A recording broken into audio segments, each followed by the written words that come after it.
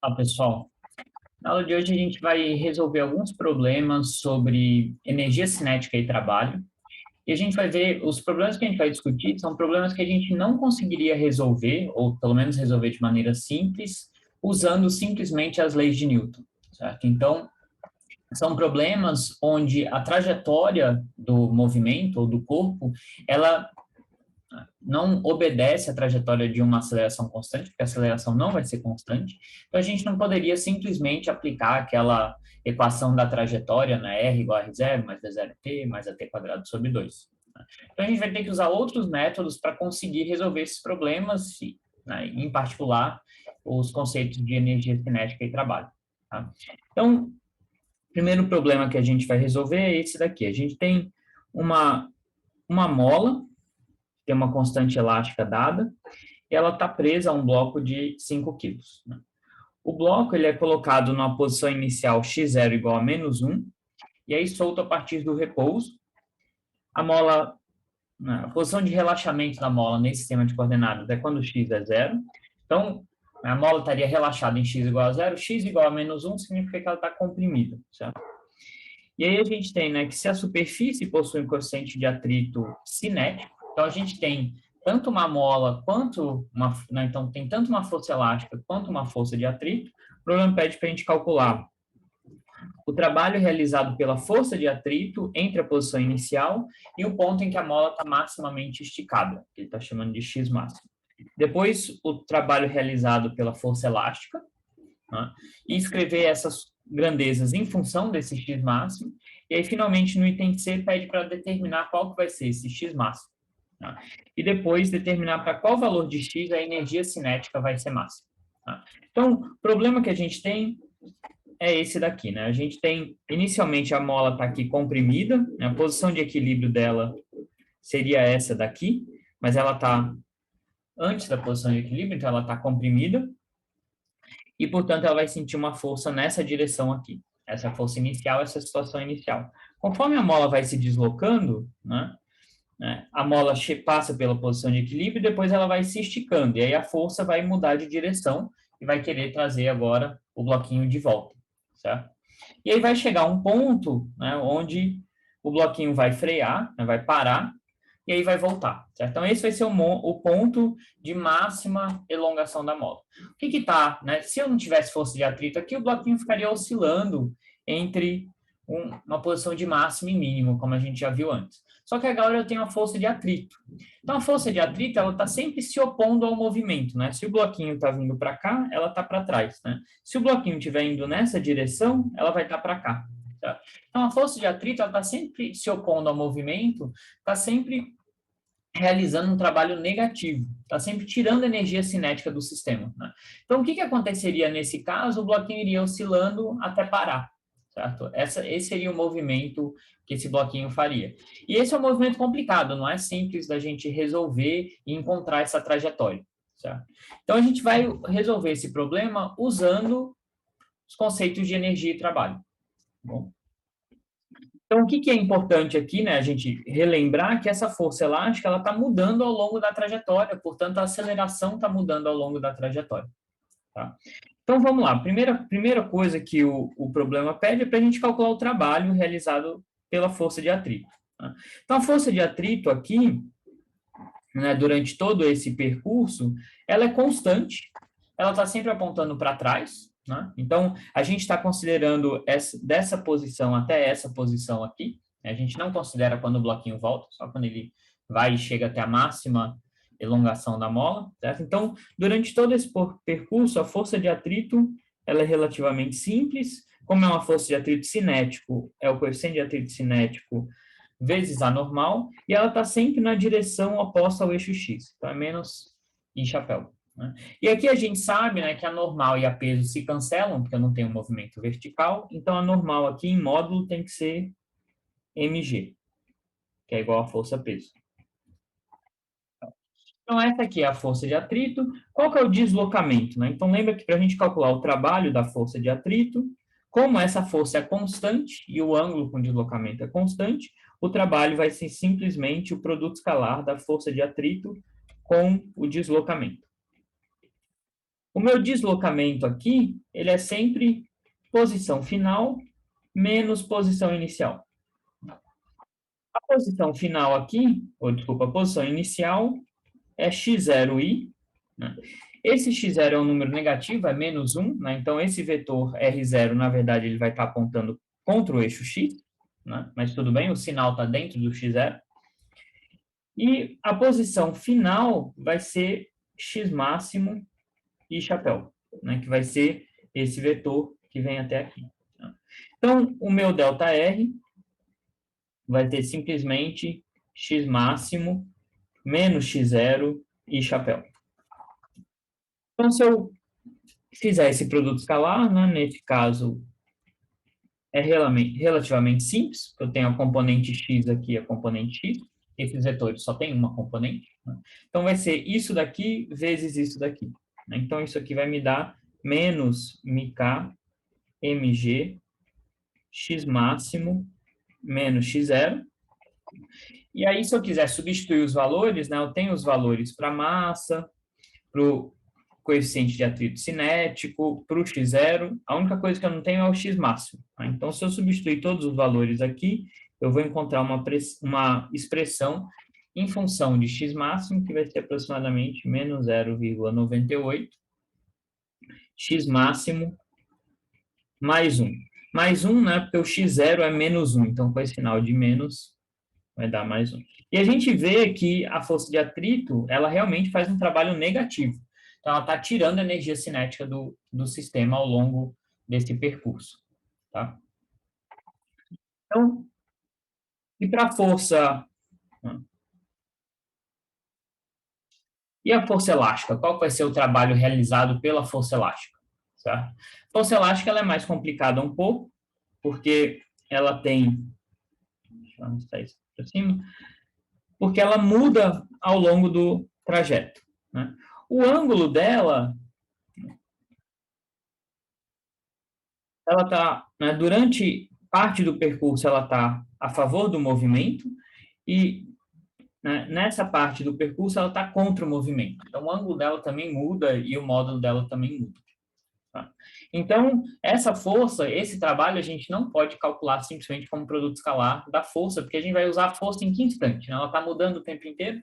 Então, nesse caso, o que a gente tem que fazer é calcular o trabalho através daquela integral, tá? Que é para forças não constantes. Então, para a força elástica, a gente tem que esse vetor força elástica é menos k, x e chapéu. Portanto, está mudando, conforme a posição do bloquinho vai mudando, né? A coordenada x vai mudando, a força está mudando. Então, o trabalho aqui da força elástica, a gente tem que calcular como a integral do produto escalar da força elástica com o deslocamento. Tá? Com o deslocamento infinitesimal. Então, o que a gente está fazendo aqui, né, eu expliquei isso em aula, a gente está como se estivesse dividindo esse movimento em diversos ΔRs bem pequenininhos, assumindo que em cada ΔR a força é aproximadamente constante, porque o ΔR é tão pequeno que a força muda pouquinho, e aí eu somo todos esses trabalhos. Né? Então, o trabalho realizado pela força em um intervalinho ΔR, depois outro, depois outro, depois outro. Tá? Então, esse meu ΔR aqui, ele vai ser um deslocamento infinitesimal, que nesse caso corresponde a um dx e chapéu. Tá?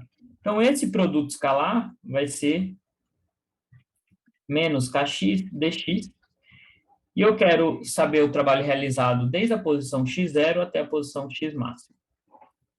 Tá? Então, notem uma coisa interessante aqui, né, que enquanto o x for negativo, o que é o x negativo? É enquanto eu estou nessa direção, nessa região aqui do movimento, né? Então, daqui para cá, se eu olhar para o que está aqui no meu integrando, né? Se o x é negativo, com esse sinal de menos, isso aqui vai me dar algo positivo.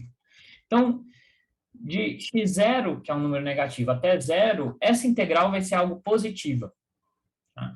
De fato, porque daqui para cá, a minha força elástica está dando energia cinética para o sistema, está acelerando o sistema. Então, o trabalho vai ser positivo. Daqui para cá, a força elástica agora está freando o meu sistema, está contra o movimento. Então, o trabalho vai ser negativo. Então, o meu trabalho total vai ter duas contribuições. Vai ter uma parte positiva, que é daqui para cá, e depois uma parte negativa, que é daqui para cá. Isso vai sair naturalmente quando a gente realizar a integral, né? Mas o que está por trás desses sinais é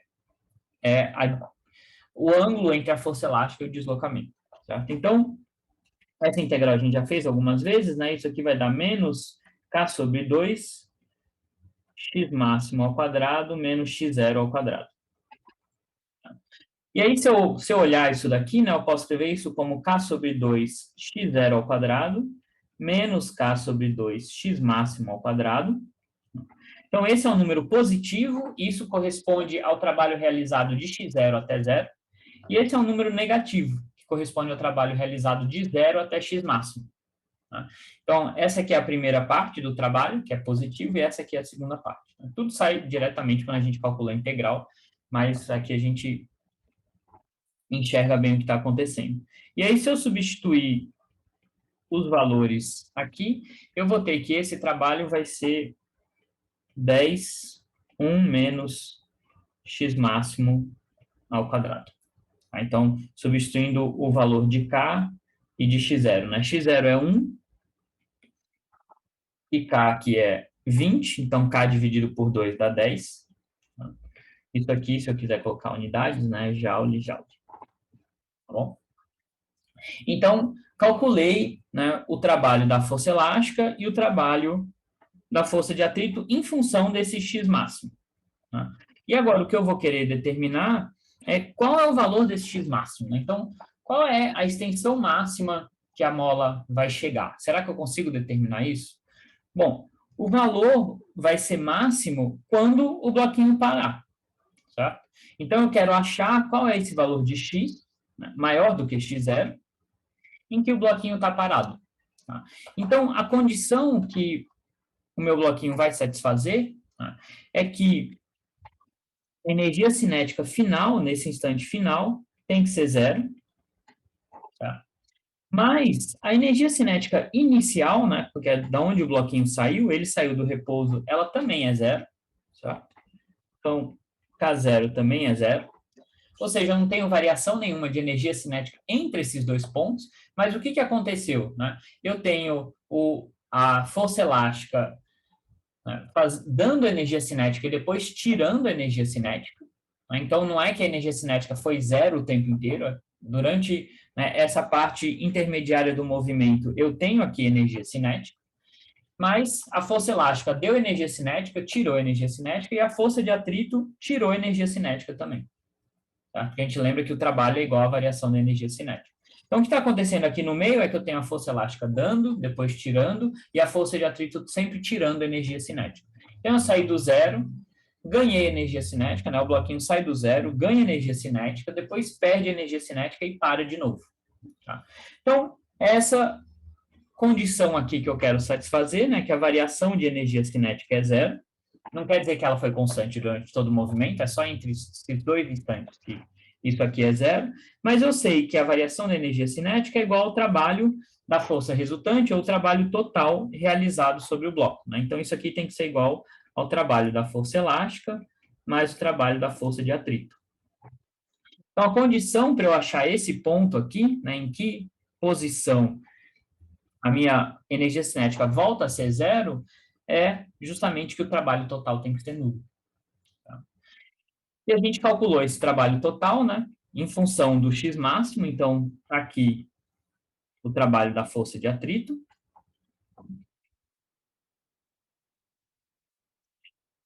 mais o trabalho da força elástica,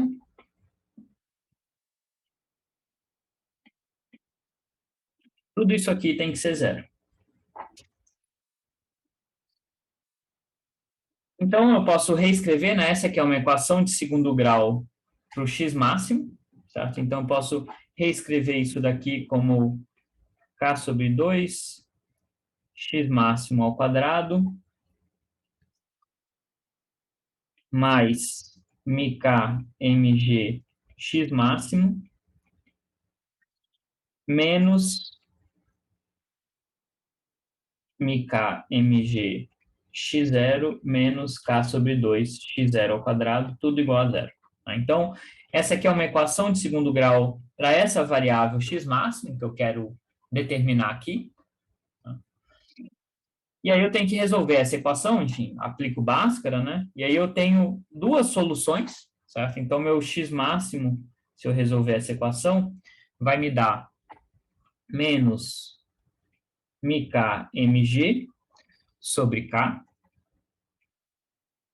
mais ou menos 1 sobre k raiz de μk ao quadrado, m ao quadrado, g ao quadrado, mais 2x0k,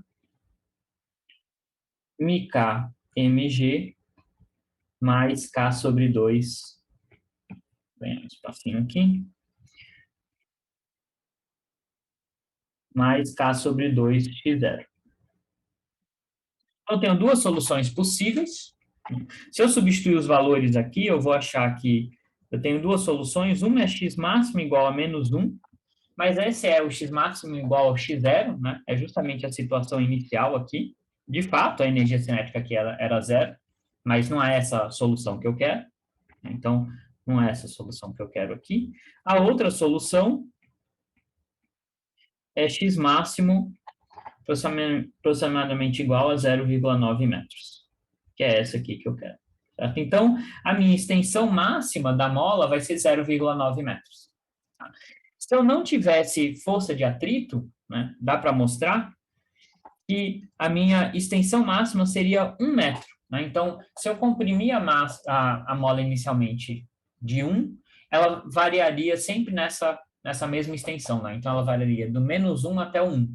Mas como eu tenho a força de atrito, durante esse movimento aqui, a força de atrito foi tirando energia cinética. Então, a mola já não estende tanto quanto estenderia se não tivesse a força de atrito. Tá?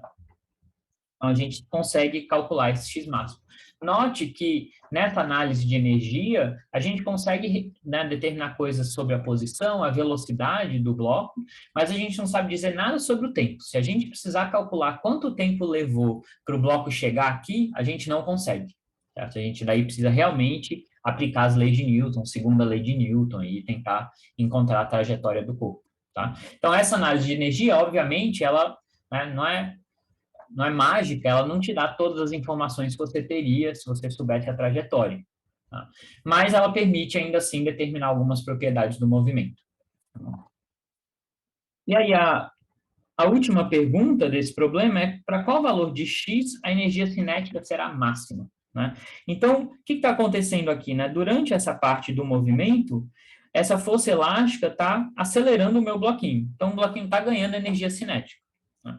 Daqui para cá, eu tenho a força elástica freando o meu bloquinho. Tá? Então, eu sei que a energia cinética provavelmente vai ser máxima em alguma parte desse primeiro trajeto. Porém, ao longo de todo o trajeto, eu tenho a força de atrito tirando energia, né? Então, eu tenho uma competição dessas duas coisas, né? Nessa parte do trajeto aqui, a força elástica está dando energia cinética, a força de atrito está tirando. Né? Para que ponto essas duas, né? Para que ponto a energia cinética vai ser máxima? Certo? Então, como é que eu posso determinar isso daqui? Bom, olhando para algum ponto aqui da minha trajetória, né? Um ponto até um determinado x qualquer, quando o bloco estiver em algum x qualquer aqui no meio, eu posso calcular qual foi o trabalho realizado e, portanto, eu posso determinar qual é a energia cinética do bloco. Então, o que a gente vai fazer é isso, calcular a energia cinética para um ponto x qualquer e ver onde que vai ser máxima essa energia cinética, certo? Então,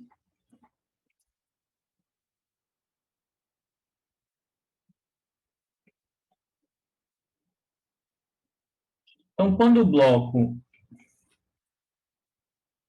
está na posição x, né, ou na coordenada x, eu tenho que o trabalho da força de atrito, né, a gente pode usar exatamente o que a gente calculou aqui, mas em vez de considerar até um x máximo, considerar até um ponto x qualquer, certo? Então, vai ser menos μk mg x menos x0. E o trabalho da força elástica, a mesma coisa, né? Vai ser k sobre 2, x0 ao quadrado, menos K x ao quadrado sobre 2. E vai ser essa integral aqui, tá? Então, o meu trabalho total, até um ponto x, vai ser menos μk mg x menos x0, mais k sobre 2 x0 ao quadrado, menos k x ao quadrado sobre 2. E eu sei que, né, do ponto inicial até esse ponto x arbitrário, a variação da energia cinética vai ser igual ao trabalho total, só que a minha energia cinética inicial é zero. Tá? Então, a minha energia cinética em um ponto arbitrário vai ser mv quadrado, e isso vai ser igual ao trabalho. Né? Simplesmente porque a energia cinética inicial é nula.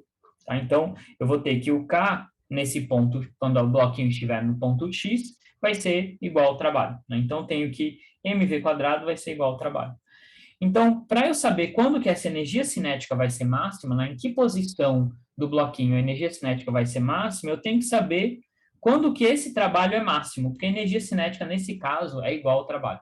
Tá? Então, eu tenho que analisar essa expressão aqui, né, o que eu posso variar é esse x, e eu tenho que achar qual o valor de x que maximiza essa expressão. Né? E eu tenho duas maneiras de fazer isso, né? Uma maneira é analisar esse gráfico, analisar isso graficamente, né? Se eu fizer isso, eu vejo que esse é uma parábola, né, com coeficiente negativo, então a minha energia cinética ela varia assim.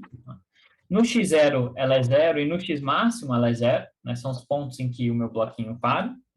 E aí, se eu quiser saber o máximo dessa curva, eu posso tirar a derivada disso daqui com relação a x. E eu vou saber qual é o máximo dessa curva. Então, se eu calcular a derivada da energia cinética com relação a x e igualar isso a zero, eu vou conseguir o máximo da energia cinética. E aí, se eu derivo aquela expressão e chego nisso daqui, eu vou achar que o x, onde a energia cinética é máxima, é dada por isso daqui, menos μk mg sobre k. Né? Só para não confundir aqui, eu sei que isso pode ser um pouco confuso, né? Eu tenho o K maiúsculo da energia cinética e eu tenho o K minúsculo da constante da mola. Né? Aqui as duas, na minha letra, aqui as duas parecem quase iguais, mas espero que no contexto dê para diferenciar. Né? Então, esse X, onde a energia cinética vai ser máxima, na verdade o meu desenho aqui não está muito bom, ele vai ser negativo, menos 0,05 metros. Se eu não tivesse a força de atrito, a gente já viu isso, o que aconteceria é que a energia cinética seria máxima quando o bloquinho chegasse no zero. Mas como eu tenho a força de atrito está tirando energia cinética. Né? Então, na verdade, o que acontece é que a energia cinética é máxima um pouco antes de chegar no zero, né? Na posição menos 0,05. Né? Será que eu poderia resolver esse problema de outra maneira? Poderia, porque eu poderia pensar assim, esquece, né, energia cinética e tudo isso, eu posso pensar o seguinte, enquanto a força elástica está ganhando da força de atrito, eu tenho uma aceleração para a direita, ou seja, o meu bloquinho está ganhando energia. No instante em que a força elástica for igual à força de atrito, né, ou seja, o meu bloquinho ainda não chegou aqui, é um pouquinho antes dele chegar aqui, quando essas duas forças forem iguais, a aceleração é zero. Um pouquinho depois disso, a força elástica, né, ela está reduzindo, daqui para cá ela está reduzindo, então um pouquinho depois desse ponto, a força elástica perde da força de atrito, e aí a aceleração fica para a esquerda, o meu bloquinho começa a frear. Então, o ponto em que o bloquinho atinge a sua máxima velocidade é esse ponto onde as duas forças são iguais. Depois desse ponto, a força de atrito ganha, e aí o bloquinho começa a frear. Então, se eu quisesse determinar esse ponto, eu também poderia fazer essa análise. Eu poderia considerar o seguinte, né? Nessa parte do movimento, enquanto a força elástica está ganhando da força de atrito, a minha aceleração está para a direita. Eu vou ter algum ponto especial aqui, onde as duas forças são iguais, a aceleração é zero. Depois desse ponto, a minha força elástica vai ficar um pouco menor, né? Começa a ser reduzida. Né? Então, conforme o bloquinho está andando para cá, a força elástica vai sendo reduzida porque a mola está esticando. Ela estava comprimida, ela está chegando na posição de equilíbrio. Então, depois desse ponto, a força elástica vai ser um pouco menor, a força de atrito ganha, a aceleração vai estar para cá e o bloquinho começa a frear. Tá? Então, o bloquinho vai estar acelerando até o ponto em que as duas forças forem iguais. Tá?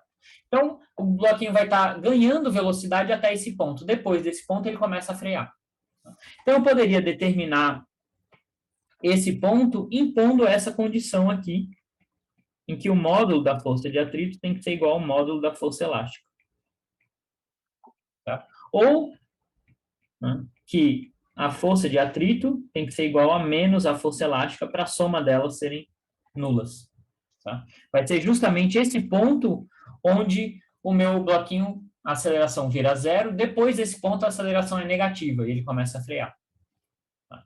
Então, se eu fizer isso daqui, né, a gente viu que a força elástica era menos mk, mg e chapéu. Não, desculpa, a força de atrito. A força elástica era menos kx e chapéu. Então, eu tenho esse menos daqui e tenho o menos que está dentro da força elástica.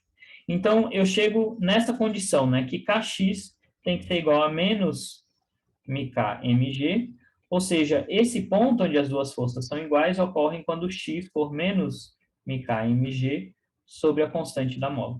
Foi o que a gente acabou de calcular aqui. Então, eu poderia chegar, nesse caso, eu poderia chegar nessa resposta sem nem pensar em energia, pensar simplesmente em força resultante. Né? Quando as forças se anularem, vai ser exatamente o ponto que eu tenho a máxima velocidade. A partir daí, a minha aceleração vira negativa e o meu bloquinho começa a frear. Tá certo? Então, essa seria uma outra maneira de determinar esse ponto de energia cinética máxima. Tá bom? Então, nesse problema, né, esse é um problema interessante, porque ele mistura tanto força de atrito quanto força elástica. Ele é um problema onde a força elástica, por não ser constante, eu não posso simplesmente calcular, né, o trabalho daquela maneira simples, eu tenho que fazer essa integral, mas a gente já fez elas algumas vezes, então, né, espero que não seja tão complicado para vocês. E é um problema onde a gente consegue determinar várias propriedades do movimento sem ter que realmente resolver a trajetória do bloquinho, né? Sem ter que saber onde o bloquinho está em cada instante de tempo. Tá bom? Bom, nesse segundo problema, é um problema também bem famoso na física, né? Que é o problema do pêndulo, certo? Então, a ideia é que eu tenho uma massa aqui presa a um fio ideal, ela é levantada até uma certa altura e aí depois de soltar essa massa vai ficar oscilando aqui. Tá? E esse é um problema também bem difícil de ser resolvido. Se eu quisesse determinar exatamente qual é a trajetória dessa massa, qual é a posição dela em cada instante de tempo, a gente, né, nem tem uma expressão analítica para o caso geral, certo? Tem que resolver numericamente. Então, a gente vai ver que a gente consegue determinar algumas propriedades do movimento desse pêndulo usando, de novo, os conceitos de energia cinética e trabalho. Tá? Então, o problema pede o seguinte, para a gente primeiro fazer um diagrama de forças que atuam no pêndulo, né? Então, no instante em que ele está aqui com certo ângulo θ com relação à vertical, pede para escrever essas forças.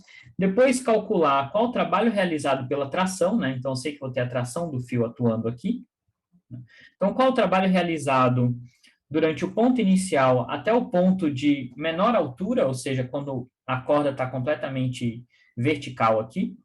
Depois, calcular o trabalho realizado pela força-peso. E aí, finalmente, determinar o vetor velocidade quando o pêndulo passa por esse ponto aqui. Então, vamos ver como é que a gente pode fazer isso, né? Vamos trabalhar esse problema por partes. Então, a gente pode adotar esse sistema de coordenadas aqui, né? Então, meu y está na vertical, meu x está aqui, certo? Então, o pêndulo, quando o pêndulo estiver na menor altura dele, ele vai estar na origem do sistema de coordenadas. E aí eu sei que eu tenho duas forças atuando sobre o pêndulo, né? Eu estou ignorando atrito, fricção e assim por diante, né? Então, eu tenho a força-peso e a tração. A tração está sempre apontando para esse ponto aqui, né?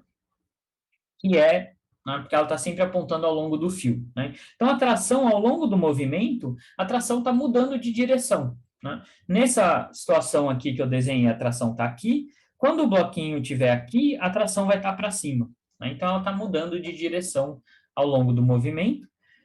O tamanho do fio é L, então, quando o bloquinho estiver aqui, isso daqui vai ser L também, está indicado aqui, e eu tenho a força-peso aqui para baixo, certo? Então, se eu quiser escrever esses vetores, né, tração e força-peso, quando eu tenho um ângulo θ qualquer, né, eu tenho o seguinte, né? Bom, a peso é fácil nesse meu sistema de coordenadas porque ela está sempre apontando para baixo, que é oposto ao eixo y, né? Então, ela vai ser sempre menos mg j chapéu. A minha tração eu tenho que decompor, né? Então, se eu tenho um ângulo θ aqui, a minha tração está para cá, né? Então, se eu olho para esse triângulo aqui,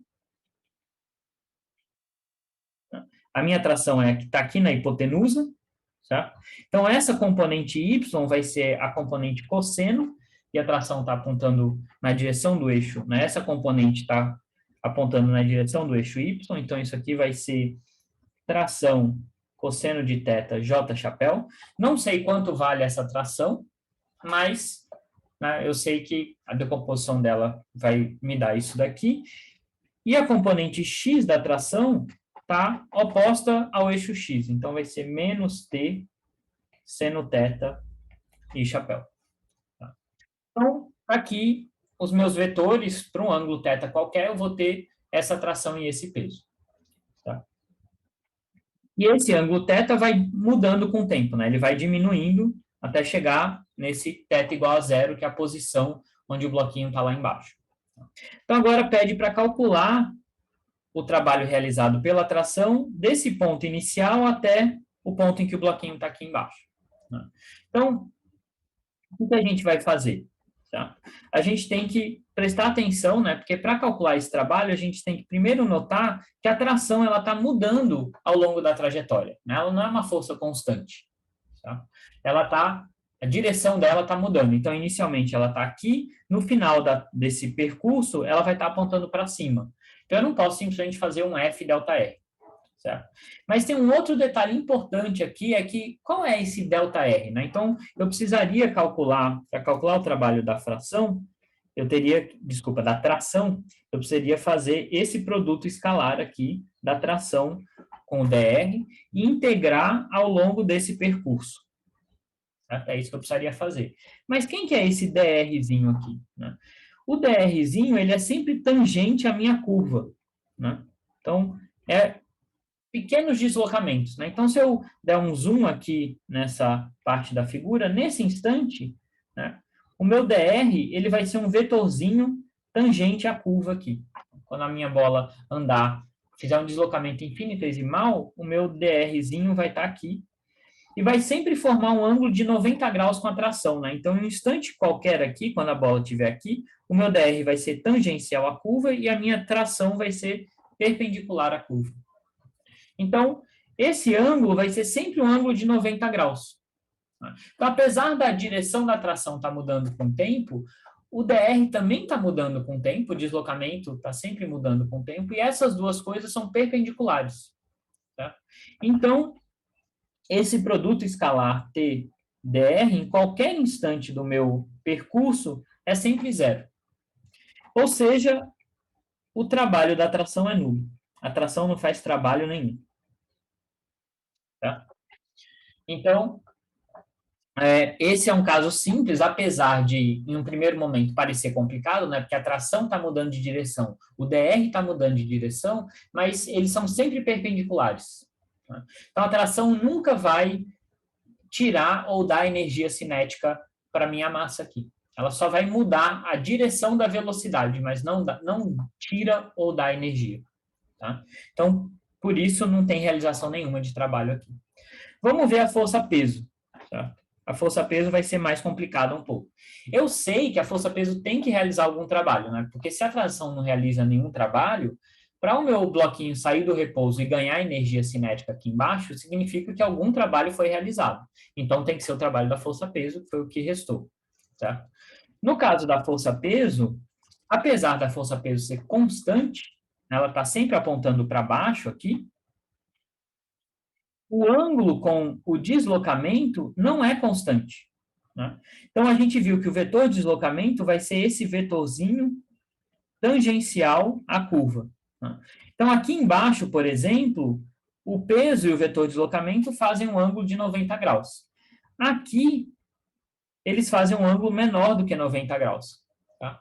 Então, esse ângulo entre a força e o deslocamento está mudando ao longo da trajetória, apesar da força-peso ser constante. O problema é que esse vetorzinho de deslocamento está mudando ao longo da trajetória. Certo? Então, a gente não pode aplicar aquela expressão para o trabalho, né, que é produto escalar de P delta R. Tem que, de fato, fazer a integral.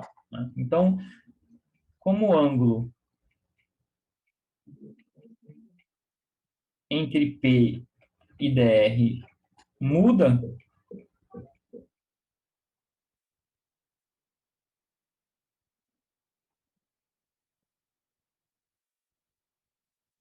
o trabalho da força-peso vai ser dado por essa integral aqui. Essa integral ela é sempre válida, certo? Então, eu sempre posso aplicar ela. No caso em que a força for constante e esse ângulo entre os dois vetores for constante, isso aqui me dá aquele resultado força, produto escalar de força com ΔR. Mas, se não, eu tenho que, de fato, calcular essa integral aqui. E aqui, né, eu sei que a força-peso, eu sei quem é esse vetor, é mg menos mgj chapéu. O problema é o dr. Né? O dr aqui é que é o chato nesse meu movimento, porque ele está mudando ao longo da trajetória. Então, vamos analisar como é que eu poderia determinar esse dr aqui, certo? Então, vamos dar um zoom num momento qualquer da trajetória, certo? Então, imagina que eu estou a um certo ângulo θ aqui. O que vai ser um pequeno deslocamento do meu dr? Vai ser quando eu tiver uma pequena variação do dθ aqui, certo? Então, se esse ângulo variar de uma quantidade infinitesimal, esse dr aqui vai ser esse comprimento de arco aqui, certo? Que é o raio vezes o Δθ, certo? Então, o módulo desse dr vai ser L dθ, só que eu tenho que tomar um pequeno cuidado aqui, que esse dr, ele é positivo quando esse dθ é negativo, né? O meu ângulo aqui está diminuindo. Então, na verdade, eu tenho que colocar módulo de dθ aqui, para garantir que isso é sempre uma coisa positiva. Ao longo do meu trajeto, né, o ângulo θ está diminuindo, então esse dθ vai ser algo negativo. Então, na verdade, eu tenho um sinal de menos aqui, menos L dθ. Esse é o módulo do meu vetor dr. Então, isso aqui vai ser sempre uma grandeza positiva. Tá? Qual que é a direção desse vetor? Né? Para eu analisar a direção desse vetor, eu tenho que fazer essa análisezinha chata aqui. Né? Então, eu tenho aqui, né, o meu corpo está aqui, o meu θ está aqui, né, o meu fio está aqui, eu sei que o dr é sempre perpendicular ao fio, certo? Então, esse aqui é o ângulo θ. Né? Se eu traçar aqui as direções do meu sistema de coordenadas, eu vejo, né, que aqui eu tenho 90 graus, aqui eu tenho 90 graus, então esse ângulo aqui tem que ser igual a esse ângulo aqui, por semelhança de triângulos. Então, se eu decompor esse vetor dr, ele vai ter a componente x vai ser justamente cosseno θ, só que ele está apontando para trás, né? Então, vai ser menos dr cosseno θi.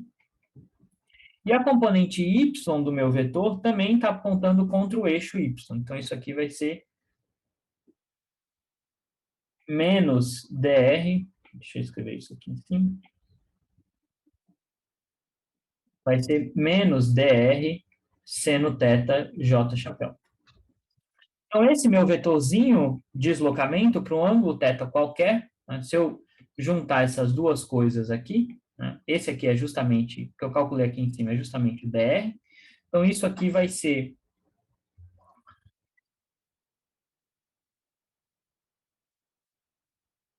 L dθ cosseno θ e chapéu, mais L dθ seno θ j chapéu. Então, essa é a parte mais difícil desse problema. De fato, a gente tem que fazer essa análise, né? E esse, por ser um movimento circular, não é um movimento circular uniforme, né? Porque a velocidade da minha bola ela não é constante, tanto que ela começa no zero e aqui embaixo ela tem uma velocidade não nula. Então, esse não é um movimento circular uniforme.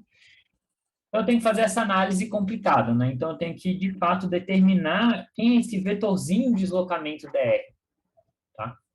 e eu vejo para qualquer ângulo θ, esse dr é dado por essa expressão aqui.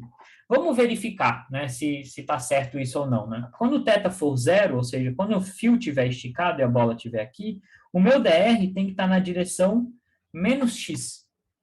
Aí vamos ver, quando θ for zero, isso aqui dá zero, e isso aqui vai dar 1, né? Só que esse dθ aqui ele é um número negativo, porque o θ está diminuindo, então, de fato, isso aqui vai dar na direção menos x. Quando se o θ for 90 graus, ou seja, se o fio estiver na horizontal, o meu dr deveria estar na direção aqui para baixo, certo? Menos y. Quando o θ é 90 graus, isso aqui dá 0, isso aqui dá 1. O meu dθ, a gente lembra que ele é sempre um número negativo, porque o θ está diminuindo, então, de fato, o meu vetorzinho dr está apontando aqui para baixo. Então, essa expressão, de fato, descreve esse vetor aqui ao longo de todo o movimento. Então, para eu calcular agora o trabalho da força-peso, basta eu fazer o produto escalar desses dois vetorizinhos aqui e ver que integral isso vai me dar. Então, se eu fizer o produto escalar, né, eu tenho menos mg j chapéu, produto escalar com o dr, que a gente escreveu aqui em cima. Então, a força-peso só tem componente em y, então eu só vou pegar essa componente aqui do meu vetorzinho dr. Então, isso aqui vai me dar integral de menos mg L seno θ dθ. Notem que a variável de integração aqui aparece naturalmente, né? Esse elementozinho aqui, dθ.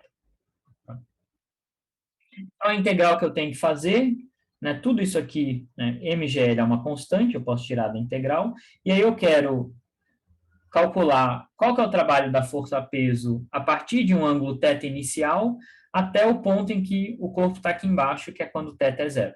Então, eu quero fazer essa integral de θ0 até zero, de seno de θ dθ. E aqui não tem jeito, a gente tem que saber qual que é a integral do seno, né? A gente lembra que a integral do seno é menos cosseno, porque se eu derivar o cosseno dá menos seno, certo? Então, isso aqui vai me dar menos mgl menos cosseno de θ calculado em θ0 até zero. Então, o trabalho da força-peso vai ser mgl, cosseno de zero é 1, menos cosseno de θ0, que é o ângulo inicial. Então, esse é o trabalho da força-peso. Então, de fato, a gente consegue calcular, a gente vê que esse é um número positivo, né, porque o cosseno aqui, no máximo, vai ser 1, né, se o θ0 for 0, ou seja, se eu começo com a minha bolinha aqui embaixo, a peso não faz trabalho nenhum, porque a bolinha fica parada lá, né, então não tem variação de energia cinética, mas se eu começo com θ0 maior do que 0, né, isso aqui vai me dar um número positivo, e esse número, né, esse trabalho positivo é o que dá energia cinética para o meu pêndulo, certo? Então, a última parte do problema pergunta qual o vetor velocidade quando ele estiver aqui. Bom, eu sei que quando ele estiver aqui, a velocidade vai estar para cá, né? Quando ele estiver passando, a velocidade vai estar para a esquerda. Então, eu já sei qual é a direção e o sentido da velocidade. O que eu preciso determinar é o módulo dela. Mas o módulo da velocidade eu consigo determinar analisando a energia cinética. Tá? Então, nesse ponto,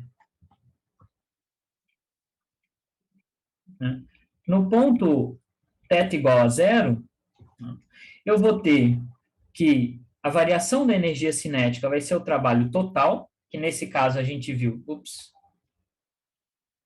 na página errada, né? Aqui. Então, no ponto θ igual a zero, o trabalho, a variação de energia cinética vai ser igual ao trabalho total, que é igual ao trabalho da força-peso, que é o que a gente acabou de calcular aqui. E como o meu bloquinho saiu do repouso, a energia cinética inicial é zero, a energia cinética final é mv² sobre 2, que vai me dar justamente a velocidade quando o bloquinho estiver aqui, ou o módulo dessa velocidade. Então, agora é igualar essas duas coisas, né? Eu vou ter que mv² sobre 2 vai ser igual a mgl 1 menos cosseno de θ zero. E, portanto, a minha velocidade vai ser igual a raiz quadrada de 2gl 1 menos cosseno de θ zero. As massas se cancelam.